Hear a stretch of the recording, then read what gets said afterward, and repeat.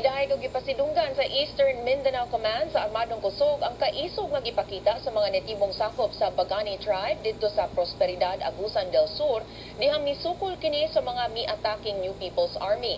13 ka rebeldeng NPA napatay sa maong pagpanulong. Si Ben Teshorna adunay update. Ben?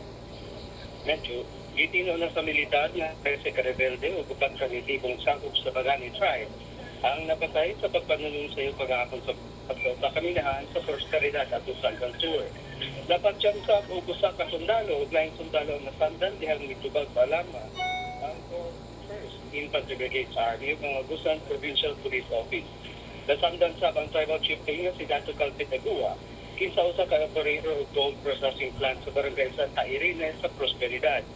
Gihulagay ni State Commander General Ricardo Reyes Cruz III nga bayaningon ang gihingo sa mga Bagani tribal warriors ubos ni Dato Calpit pagsanta sa mga mitsulong rebelde.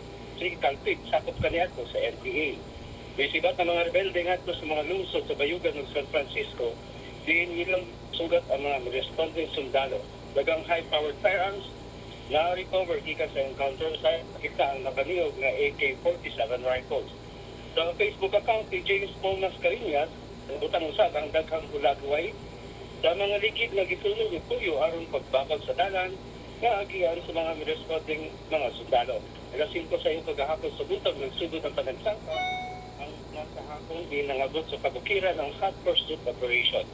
Matod sa Eastern Mindanao Command, 70 ka mga rebelde ang niatake sa komunidad mga lumad sa barangay Santa Irene, Prosperidad.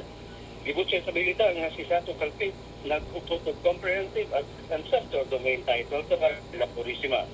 Giisip sa militar ang pagpanulong sa mga rebelde nga usa ka terorismo sa civilian communities o nakalap ang international human rights laws. Huwag sa may agi semana, giatake sa mga rebelde ang police outpost sa Alegria, Surigao del Sur, napatyan sa bugupat na sakot ng NPA dihang isukol ang mga polis. Medyo. Daghang salamat, Ben Teshorna reporting gikan Davao City.